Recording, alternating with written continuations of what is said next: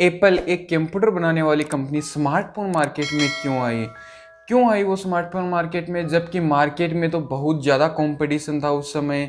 Smartphone market एक दूसरी ही level पर था। लेकिन स्टीव जॉब्स ने इस सवाल का जवाब बड़ी आसानी से दिया कि स्मार्टफोन मार्केट में बदलाव की ज़रूरत है। जो टेक्नोलॉजी हम आज इस्तेमाल कर रहे हैं वो टेक्नोलॉजी बहुत पुरानी हो चुकी है, अब हमें कुछ बदलाव की ज़रूरत है और वो बदलाव लेके आएगी एप्पल कंपनी। इसी सोच के साथ एप्पल कंपनी स्मार्टफोन मार्केट में कूद पड़ी। एप्पल ने 2 बिलियन से ज़्यादा स्मार्टफोन बेचकर स्मार्टफोन के मार्केट को कैप्चर कर लिया है। इन्होंने मॉडर्न स्मार्टफोन बनाए, इन्होंने बहुत ही आसानी से इस्तेमाल होने वाले स्मार्टफोन बनाए। एप्पल ने ही बहुत अच्छे स्मार्टफोन बनाए जो आपके हाथ की हथेली में पूरा का पूरा एक कंप्यूटर देते हैं। स्टीव जॉब्स को यह आइडिया अचानक नहीं आया कि वो स्मार्टफोन बनाना शुरू करें। लेकिन फिर ये आइडिया आया कहाँ से, किन्होंने स्मार्टफोन बनाया और कहानी क्या है एप्पल के आईफोन की, क्या है एप्पल के आईफोन को बनाने का इतिहास। तो चलिए शुरू करते हैं। हिंदी टीवी के यूट्यूब चैनल को सब्सक्राइब कीजिए, बेल आइकॉन को ज़रूर दबाइए, वीडियो को लाइक कीजिए और कमेंट सेक्शन में हमें हमारी कोई वीडियो में रह चुकी कमी के बारे में ज़रूर बताइए। अभी आया एप्पल का नया आईफोन देखकर लोगों के लिए भूलना आसान नहीं है कि ये कितनी बड़ी क्रांति थी। आज हम जानेंगे कि यह सब कैसे शुरू हुआ, कैसे एप्पल के कर्मचारियों ने रात दिन एक करके बिना सोए बिना खाए अपने शरीर को दांव पे लगा के आईफोन जैसी बेहतरीन टेक्नोलॉजी आज हमारे हाथों में दी। कहानी शुरू करने से पहले हम सन 2000 में चलेंगे। सन 2000 में कंप्यूटर में लोगों की बहुत ज़्यादा रुचि थी, लेकिन वो स्मार्टफोन की तरफ शिफ्ट नहीं होना चाहते थे क्योंकि उस समय के स्मार्टफोन की टेक्नोलॉजी बहुत ही उबाऊ थी और वो अपने हाथ में अच्छा नहीं समझ, वो कंप्यूटर को इस्तेमाल करना ज़्यादा सही समझते थे, बल्कि स्मार्टफोन को इस्तेमाल करना सही नहीं समझते थे। अगर हम पहले के ज़माने को और इस ज़माने को कंपेयर करें तो पहले कितना मुश्किल था जूम करना, आप खुद देख सकते हैं। पहले मेन्यू बटन में जाएंगे, फिर जूम पे क्लिक करेंगे और फिर अपने हिसाब से जूम को सिलेक्ट करेंगे। लेकिन अभी हम 2 उंगलियों का इस्तेमाल करके जूम कर सकते हैं स्मार्टफोन में। हम जिस चाहे फ़ोटो को जिस तरह से जूम करना चाहते हैं उस तरह से जूम कर सकते। ये कितना आसान हो गया है। हम जूम इन करते हैं, उसी का उल्टा करके हम जूम आउट कर लेते हैं। यह सब पॉसिबल हुआ है टच स्क्रीन डिवाइस की वजह से। पहले हमें टच स्क्रीन डिवाइस को इस्तेमाल करने में कितनी मुश्किल आती थी। उदाहरण के तौर पर एटीएम, रेलवे स्टेशन पर लगे और एयरपोर्ट पर लगे डिवाइस को जब हम टच करते थे तो बहुत ज़्यादा फोर्स लगाना पड़ता था। उसमें सीमित जगह होती थी स्क्रीन में और उसको इस्तेमाल करना भी बहुत था और लोगों को वो पसंद नहीं आ रहा। उसी की सोचकर आईफोन ने भी एक टच स्क्रीन डिवाइस निकाली जिसका नाम न्यूटन रखा और एटीएम पर इस्तेमाल करते हैं वह उसी पर बेस्ड था और उसका नाम उन्होंने रखा था न्यूटन। लेकिन वो लोगों को पसंद नहीं आया क्योंकि उसका टच स्क्रीन जब टच करते थे वो काफ़ी समय बाद वह रिस्पॉन्स करता था और वो लोगों को बिल्कुल भी पसंद नहीं आया। तो लोगों ने उसको पसंद नहीं किया और ये एप्पल का आइडिया बहुत बुरी तरह फेल हुआ। यही सबसे बड़ी प्रॉब्लम थी एप्पल की जो उन्हें सुधारनी थी। उनको टच स्क्रीन बहुत ही ज़्यादा कंफर्टेबल बनाना था ताकि लोग इस्तेमाल करते समय ऊबे न और उसको इस्तेमाल करते रहें। लेकिन दुनिया सन 2007 में एक नए स्मार्टफोन का इंतज़ार कर रही थी जो टच स्क्रीन डिवाइस को लेके आए और वह बहुत ही कंफर्टेबल हो। वो सही समय पर सही टाइम पर एक ऐसा डिवाइस लेके आए जो लोगों को पसंद आए। जब मैं आईफोन बनाने के इतिहास के बारे में रिसर्च कर रहा था तो मुझे पता चला कि आईफोन बनाने का पहला बीज एप्पल ने नहीं बोया था, उसका पहला बीज डेलवर्ब में बोया गया था। यह एक फिंगरवर्क नाम की कंपनी थी जिसको 1998 में वेनी वेस्टरमैन ने फिंगरवर्क के नाम से बाहर लेके आए। यह एक टेक्नोलॉजी लेकर आए थे जिसको मल्टीटच टेक्नोलॉजी भी बोला जाता था। यह टेक्नोलॉजी बहुत तेज़ थी, यह बहुत ही जल्दी रिएक्ट करती थी और इसको हम मल्टी फिंगर के साथ इस्तेमाल कर सकते थे। फिंगरवर्क ने एक पैड लॉन्च किया जिसका नाम उन्होंने आई गेस्चर रखा था। यह मल्टीटच टेक्नोलॉजी पर काम करता था। यह कलाई में किसी को दिक्कत होने के बाद भी कंप्यूटर को चलाने में उसकी सहायता करता था। फिंगरवर्क के को फाउंडर वेस्टरमैन की भी कलाई में दिक्कत थी, वो भी कलाई की दिक्कत से जूझ रहे थे, तो उनको एक नई टेक्नोलॉजी चाहिए थी जो उनकी कलाई की दिक्कत को दूर कर सके। इसी को दिमाग में रखते हुए उन्होंने आई गेस्चर को बनाया। फिर यही उनकी कलाई की दिक्कत एक फिंगरवर्क टेक्नोलॉजी को सामने लेके आई जिसको हम आज टच स्क्रीन के नाम से जानते हैं। इसी टेक्नोलॉजी को देखकर एप्पल कंपनी ने फिंगरवर्क के को फाउंडर को आईफोन बनाने के लिए रख लिया। पहले स्टीव जॉब्स नफरत करते थे कि कंप्यूटर बनाने वाली कंपनी कभी स्मार्टफोन मार्केट में नहीं आएगी। वो अपनी कंपनी की कमियां दूर करने में ही लगे रहे। वो नहीं चाहते थे कि एक कंप्यूटर बनाने वाली कंपनी स्मार्टफोन जैसे निचले स्तर के मार्केट में आए और अपनी कंपनी का नाम खराब करे। उस समय स्मार्टफोन मार्केट को बहुत ही निचले स्तर का मार्केट से देखा जाता था, क्योंकि स्टीव जॉब्स सोचते थे कि भविष्य में सिर्फ कंप्यूटर ही काम करेंगे। एक बार सन 2002 में एप्पल की एक एम्प्लॉय टिन होंग ने फिंगर वर्क डिवाइस खरीदी। उनकी कलाई में चोट लगने के कारण वो कंप्यूटर को इस्तेमाल नहीं कर पा रही थी, तो उन्होंने मार्केट से मल्टी टच स्क्रीन का एक डिवाइस खरीदी जिससे वो कंप्यूटर को इस्तेमाल कर सकें। तभी वहाँ से गुजरने वाले कुछ एम्प्लॉय की नज़र एक चौकोर पैड पर पड़ी जो कि उंगलियों के टच से कंप्यूटर को चला रहा था और कंप्यूटर बहुत ही आसानी से चल रहा था। फिर उन एम्प्लॉय ने एक डेमो मार्केटिंग डिपार्टमेंट के कुछ लोगों को दिखाया। उन्होंने उस पैड में मैक ओएस को डाल दिया था और एक प्रोजेक्टर की सहायता से उन्होंने मार्केटिंग डिपार्टमेंट के एम्प्लॉयों को वो दिखाया। इसकी मदद से हम ओएस के फीचर को उंगलियों से चला सकते थे। प्रोजेक्टर में वो बहुत ही आसानी से चल रहा था, लेकिन फिर भी मार्केटिंग डिपार्टमेंट को यह डिवाइस पसंद नहीं आया और उन्होंने इस प्रोजेक्ट पे काम करना बंद कर दिया। लेकिन फिर भी एप्पल के एक एम्प्लॉय जॉन लीव, जो कि एप्पल के एक एम्प्लॉय थे, उन्होंने इस आइडिया को स्टीव जॉब्स को दिखाया। लेकिन स्टीव जॉब्स के चेहरे पे बिल्कुल भी खुशी नहीं आई और स्टीव जॉब्स ने इसको नकारते हुए कहा कि शांत जगह पर पढ़ना बहुत अच्छा होता है और तुम्हारे लिए सबसे शांत जगह टॉयलेट है। जॉन लीव एक सेंसिटिव किस्म के इंसान थे। उन्होंने स्टीव जॉब्स की इस टिप्पणी को बहुत ही पर्सनली लिया और वो बहुत ही ज़्यादा हर्ट हुए। इसके बाद स्टीव जॉब्स ने उस आइडिया को शट डाउन करवा दिया। फिर 2004 में उन्होंने एक सर्जरी करवाई और उनको पता चला कि उन्हें कैंसर है। इस समय पर टोनी फेडले ने कहा कि हम आईपॉड में वाईफाई लगा दें। फिर स्टीव जॉब्स ने सोचा और फिर टोनी और उसकी छोटी सी टीम ने आईपॉड में इस नए प्रोजेक्ट पर विचार किया और काम शुरू कर दिया।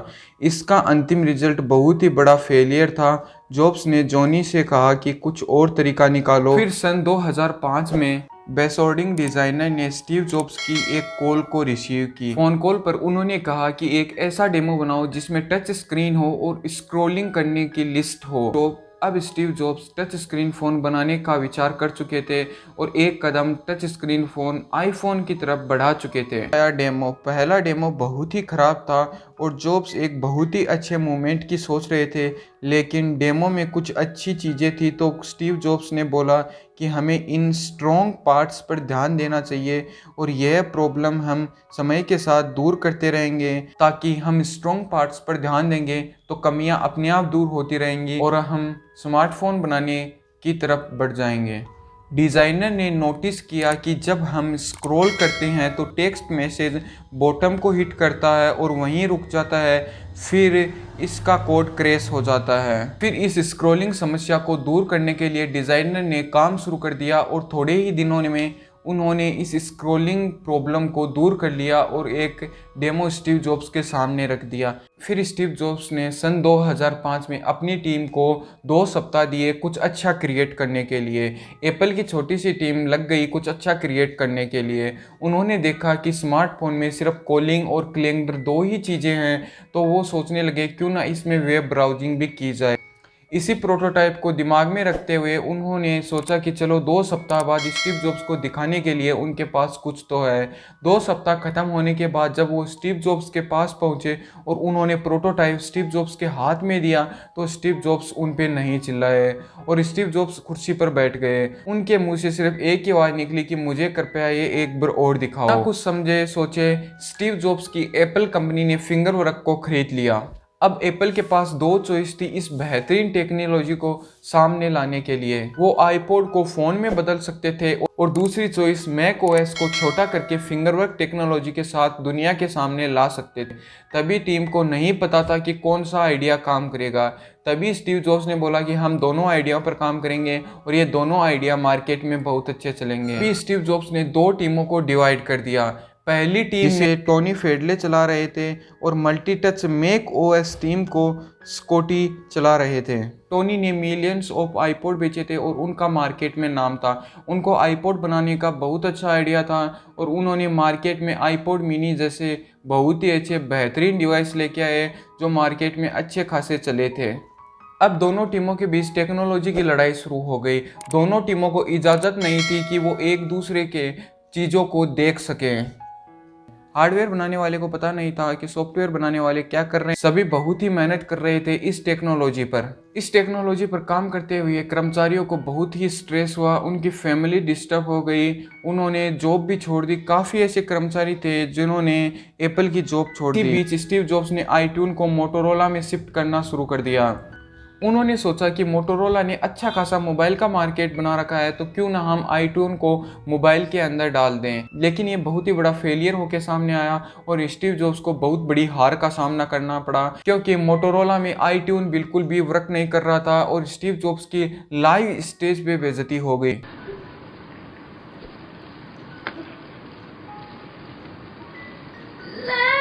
I hit the wrong button, but you can resume your music right back to where it was if you hit the right button.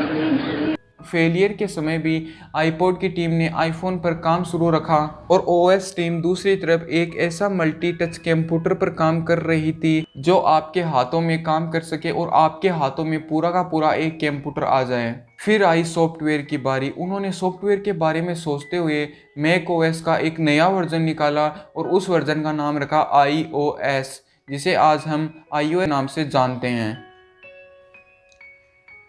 फिर टोनी की टीम ने आईपॉड को आईफोन में बदलना बंद करके सॉफ्टवेयर पर काम शुरू कर दिया।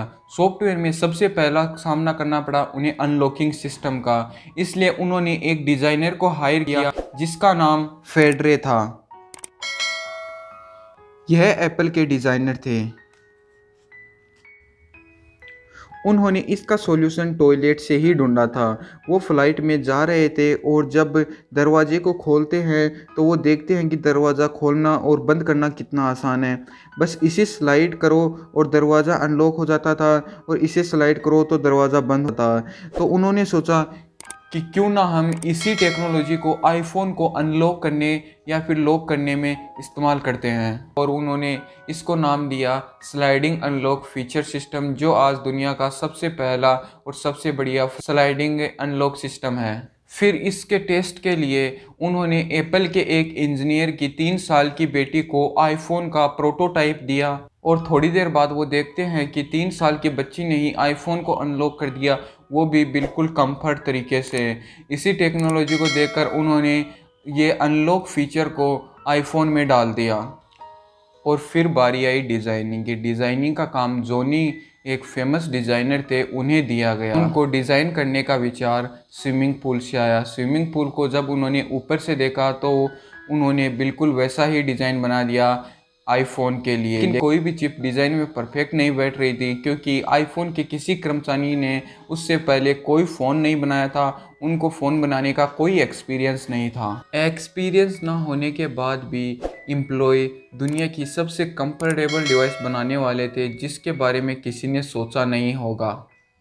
फिर फरवरी 2006 आया। फरवरी 2006 में टीम के पास कोई सीपीयू नहीं था, जो कि महत्वपूर्ण पार्ट था एक आईफोन बनाने के लिए। आईफोन बनाने के लिए सीपीयू की ज़रूरत तो पड़ती ही थी, क्योंकि सीपीयू ही तो आईफोन का दिमाग होता है और किसी डिवाइस को चलाने के लिए सीपीयू के अलावा किसी और चीज़ की ज़रूरत नहीं पड़ती। अगर सीपीयू ना हो तो डिवाइस तो चलती ही नहीं। यही सोचकर उन्होंने सैमसंग के साथ डील कर ली थी कि वो एक चिप बना के देंगे सीपीयू की। आईपॉड के लिए भी सीपीयू की चिप सैमसंग ने ही बनाई थी, तो उन्होंने इसका ऑर्डर सैमसंग को दे दिया।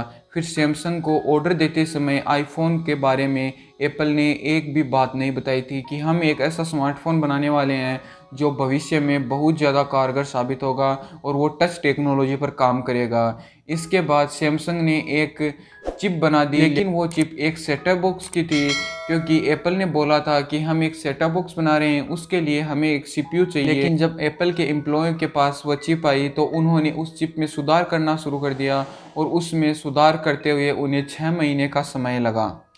अब बारी आती है सन 2006 के अंत की। 2006 के अंत तक सॉफ्टवेयर एक अच्छी खासी प्रोग्रेस पर था और सॉफ्टवेयर अच्छा खासा चल रहा था, लेकिन फिर समस्या आई सबसे बड़ी कीबोर्ड की। सॉफ्टवेयर में कीबोर्ड काम ही नहीं कर रहा था। हम कीबोर्ड का यूज करते हैं तो कीबोर्ड बारी बारी में अटक रहा था और थोड़ी ही देर बाद उसकी कोडिंग व कीबोर्ड भी क्रैश होता जा रहा था। एक तरीके से मैं बात करूं तो कीबोर्ड हैंग हो रहा था। अगर हम 2 से 3 अक्षर टाइप कर दें और उसके बाद कीबोर्ड को इस्तेमाल करें तो कीबोर्ड काम नहीं कर रहा था। फिर एप्पल कंपनी ने डिसाइड किया कि सारी डेवलपमेंट को रोक दो और पूरा का पूरा ध्यान कीबोर्ड बनाने पर लगा दो। तभी पूरी की पूरी कंपनी की सारी टीमों ने ध्यान कीबोर्ड बनाने में लगा दिया। समय बहुत नज़दीक आ गया था। तभी समय आया डेमो का। डेमो को एक के बाद एक रिजेक्ट होते जा रहे थे, लेकिन एक अंतिम डेमो बचा था जिसको आखिरकार फाइनल किया गया और सारे डेमो को रिजेक्ट करके उस डेमो को आईफोन में डाल दिया गया। फिर बारी आई सन 2007 की 9 जनवरी की। यह डेट थी एप्पल के लॉन्चिंग डेट। पूरी दुनिया एप्पल के फाइनल प्रोडक्ट का इंतज़ार कर रही थी। पूरी दुनिया से ज़्यादा एप्पल के सारे एम्प्लॉय इंतज़ार कर रहे थे कि कैसा होगा एप्पल का फाइनल प्रोडक्ट। लेकिन इंजीनियरों के हाथ पैर सूजे हुए थे, क्योंकि उन्हें पता चला कि सीपीयू में अभी भी थोड़ी गड़बड़ है और वो लॉन्चिंग के समय कभी भी क्रैश हो सकता है। स्टीव जॉब्स और इंजीनियर्स के चेहरे पे पसीना आ रहा था कि कहीं लॉन्चिंग के समय सीपीयू क्रैश न हो जाए, क्योंकि आईट्यून को जब मोटोरोला के साथ टाई अप किया गया था तब आईट्यून क्रैश हो गया था और आईट्यून के क्रैश होने की वजह से एप्पल की बहुत ज़्यादा बेइज्जती हुई थी मार्केट में। यही सोचकर सारे इंजीनियर और स्टीव जॉब्स के समेत सभी को पसीने आ रहे थे कि कहीं अगर सीपीयू क्रैश हो गया तो सभी के सामने हमारी बेइज्जती हो जाएगी और इतने सालों की मेहनत रंग नहीं लाएगी। थोड़ी ही देर बाद स्टीव जॉब्स बोले कि हम लेके आए हैं एक नया आईफोन। यह बात सुनकर काफ़ी लोगों ने तालियां बजाई तो कुछ लोगों ने हंसा भी, क्योंकि आईफोन एक बहुत ही अजीब नाम था। आज तो हम लेते हैं तो आईफोन एक बहुत ही बढ़िया नाम होता है, लेकिन उस समय पे आईफोन एक अच्छा नाम नहीं था, क्योंकि आईफोन कोई सोच भी नहीं सकता था कि ऐसा भी कोई नाम रख सकता है। इसीलिए काफ़ी लोग हंस रहे थे और काफ़ी लोग खुश थे। फिर स्टीव जॉब्स ने टच स्क्रीन से स्क्रॉल करके एक लिस्ट दिखाई और यह देखकर लोग बहुत ही ज़्यादा उत्साहित हुए और आईफोन से खुश हो गए। आखिर में सारे कर्मचारियों की और इंजीनियर्स की मेहनत रंग लाई और डेमो बहुत ही अच्छा गया। सीपीयू बीच में क्रैश नहीं हुआ और जब डिवाइस मार्केट में उतरा उससे पहले सीपीयू में काफ़ी सुधार कर दिया गया और ये बहुत ही अच्छा डिवाइस निकल के आया। आज हम इसको आईफोन के नाम से जानते हैं और आज तक आईफोन 13 आ चुका है और आईफोन 13 भी वैसा ही बेहतरीन डिवाइस है जैसा आईफोन फर्स्ट था। यह टेक्नोलॉजी बहुत ही बेहतरीन टेक्नोलॉजी थी जिस एप्पल ने जिस पर काम किया। आज की कहानी और आईफोन के इतिहास की कहानी हम यहीं समाप्त करते हैं। और अगर आपको ये वीडियो पसंद आया तो हिंदी टीवी के यूट्यूब चैनल को सब्सक्राइब कीजिए, बेल आइकन को दबाना मत भूलिए। अगर वीडियो पसंद आया तो वीडियो को लाइक कीजिए और कमेंट सेक्शन में हमें कोई कमी बताइए ताकि हम उसको दूर करते रहें। धन्यवाद।